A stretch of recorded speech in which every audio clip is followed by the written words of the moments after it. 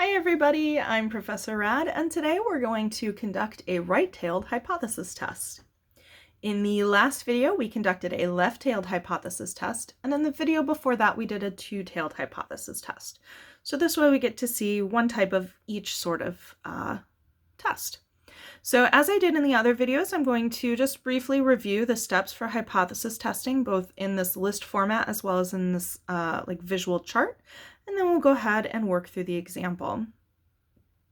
Since this is the third example that we'll be doing, even though it is a little different, it's a little bit less prepared, I guess, or less scaffolded than the other examples. So we'll see what I mean by that when we get to it. So just as a refresher, our steps to hypothesis testing. First, we want to make sure that we can do it. Because a hypothesis test is based off of the central limit theorem, we have to make sure that we have a simple random sample. And one of the following, we need to make sure our sample size is big enough, or we have a population that's approximately normally distributed. Then also as part of our setup to these questions, we're going to collect the usual information. What I mean by that is we're going to find both a sample mean and a population mean, as well as a population standard deviation, a sample size, and a level of significance. Once you have all that information, we're going to be ready to conduct our hypothesis test. To do that, we're going to state our null and alternate hypotheses based off of the mean, the population mean, and based off of our suspicion. Then we're going to essentially do a 4-words central limit theorem problem. So we'll find a z-score using the central limit theorem formula, draw a picture and shade appropriately, and then get the p-value. And just a reminder, the p-value is the proportion or probability that you would find in a 4-words problem. And then we'll draw our conclusion by comparing p-value to the alpha, where we reject or fail to reject the null hypothesis. So the more visual chart layout that works a little bit better for me is right here. So we've got our checks in place and we've got our information to collect. And then depending on the type of problem we're going to be working through, we're going to follow a different series of steps. So we're either going to follow the steps for a left-tailed test or a two-tailed test like we did in the last video, or in this video, we'll be doing a right-tailed test. And then at the very end, we will compare p-value to alpha and figure out how to draw our conclusion. So let's get started by doing the checks and the collection of information on a problem, and then we'll work through it. So just as a comparison, in the previous video, we did this left-tailed test, and we had it sort of scaffolded, meaning like we had laid out for us these lines for the information we were going to collect. This is what I was meaning when I said this one is less set up, less prepared for us. So we just have the problem. So it's going to be up to us to figure out what to do, basically, by following those steps. So to help me out, let's make sure we have our information to collect kind of highlighted here, so we know what we're looking for, as well as what we're checking for. So this problem says, in the summer of 2014, Mark Zuckerberg said that Americans spend a mean of 40 minutes on Facebook a day. Luca thinks that people are spending more time on Facebook than they used to. So he obtains a simple random sample of 97 people, and he downloads an app onto their digital devices to monitor the amount of time they spend on Facebook each day over the span of a week. He calculates that a mean of 58.74 minutes is spent on Facebook each day. Assuming that sigma is 34, conduct a hypothesis test at the O1 level to determine if people are spending more time on Facebook than they did in 2014. Whew. All right, so let's do our check. We need an SRS. So we have that SRS. And is N more than 30? In other words, were there more than 30 people in the sample? Yes. So I'm just going to put a little check mark here to indicate we checked it. That works out. Next, we've got these pieces of information we're going to collect. We need to collect mu, sigma, x bar, n, and alpha. Ooh, let's bring that back up here.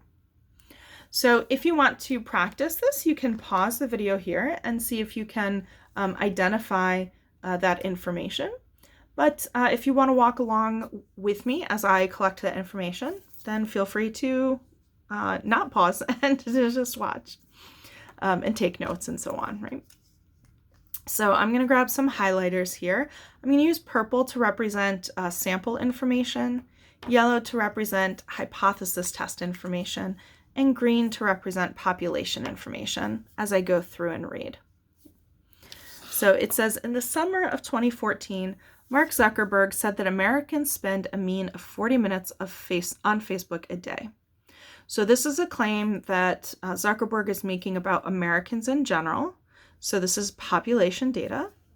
And he says they spend a mean of 40 minutes on the site. Luca thinks, that word thinks is going to be key because this is telling us what Luca is suspecting. And remember, suspicions are important for hypothesis test. So he thinks that people are spending more time on Facebook than they used to. So he gets an SRS of 97 people, that's our sample size.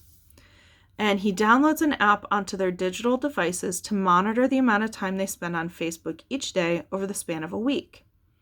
He calculates, meaning this comes from his sample, that a mean of 58.74 minutes is spent on Facebook each day. We're going to assume sigma, since it's a Greek letter, it's population. So sigma is 34.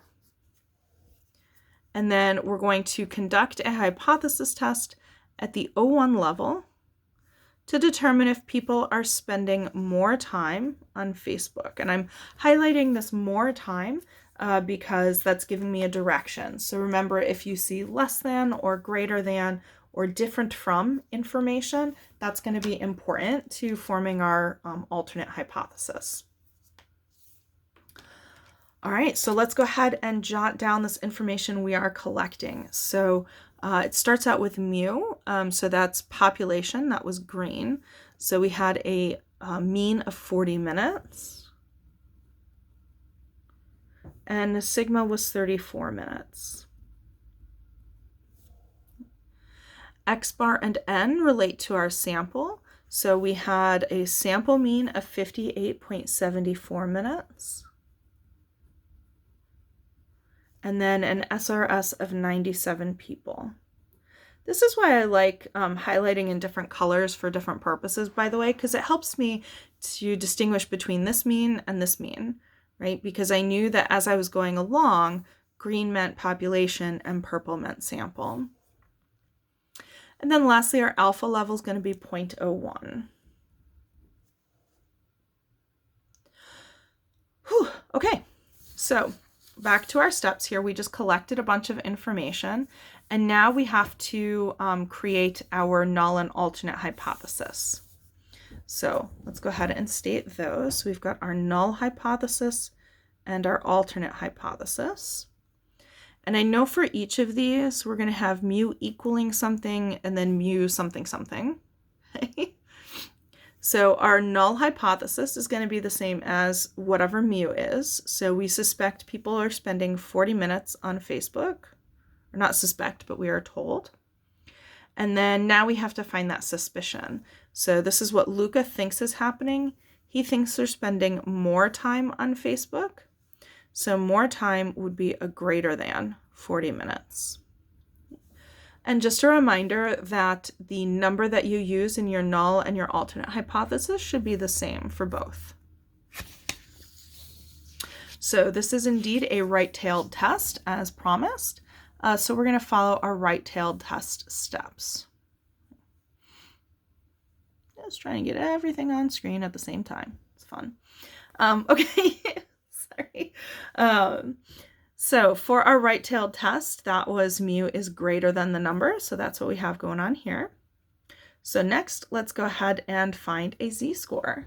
So they're also telling us our z-score should end up being positive. Okay? So we can bear that in mind kind of as a check. So we've got x bar minus mu times the square root of n over sigma. So x bar was 58.74 minus mu is 40 times the square root of n, which is 97. And we're going to divide by sigma, which was 34. And z-scores, like normal, we're always going to round those to the nearest hundredth because that's how our table is cooked up to work. So I'm going to do 58.74 minus 40 times the square root of 97, and then divide that by 34. Okay, and I get 5. This 8 makes that 2 go up to a 3, so 5.43. So just as our check, we did indeed get a positive z-score. So we can go ahead and draw a picture of this. So we have 0 in the middle. 5.43 is pretty big for a z-score. And since this is right-tailed, since this is a greater than question, we're going to shade to the right. And we should match our picture here. Next, we're going to find our p-value. So we're going to look up the z-score on the table. Which table? The standard normal table. So we have 5.43.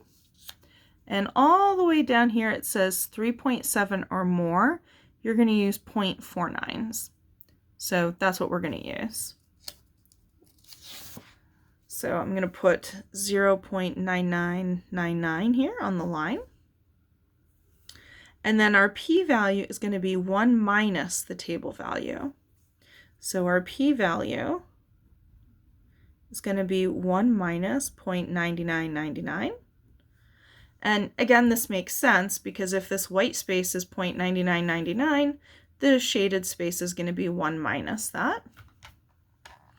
See if my calculator breaks when I do this. No, this calculator does not break. So your calculator might have like a 1 and then either a times 10 or an E with a, what would this be? 1, 2, 3, 4, -4. So in that case, your calculator is giving you an answer in scientific notation.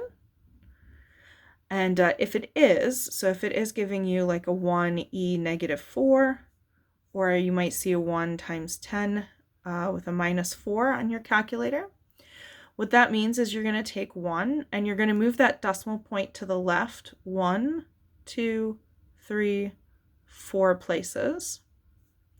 And where there isn't anything, you fill it in with zeros.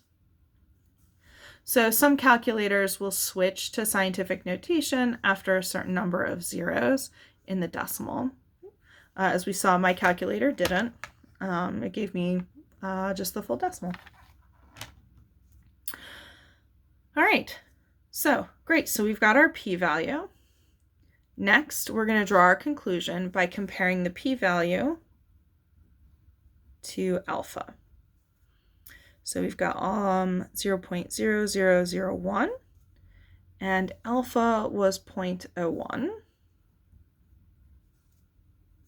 So if I compare these, they're the same here, but then they're different. So 1 is bigger than 0.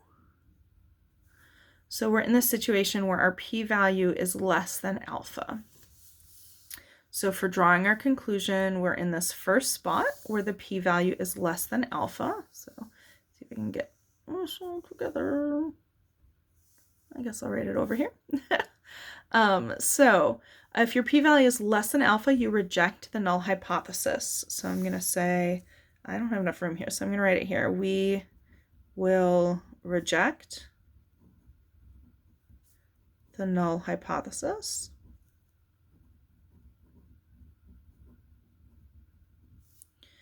Since the results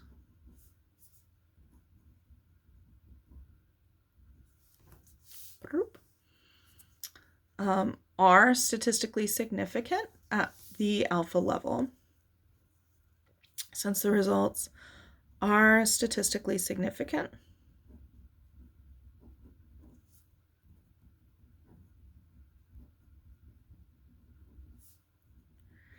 at the O1 level. So then we have to draw a conclusion. So when your p-value is less than alpha, you can conclude whatever you suspected to be true.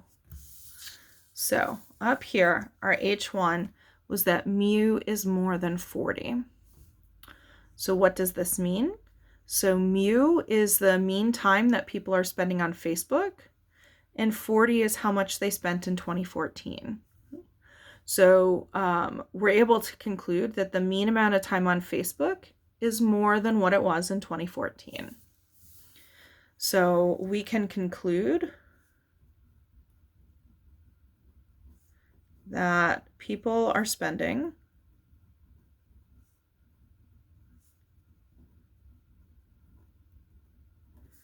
more time on Facebook than they did in 2014. All right, so there we go. That's going to be it for our hypothesis test examples. And in the next set of videos, we're going to begin our 5th and final unit in the course, I believe. So I'm looking forward to seeing you in the next video. I hope you found this one helpful, and I hope you have a magnificent day. Bye for now, everybody.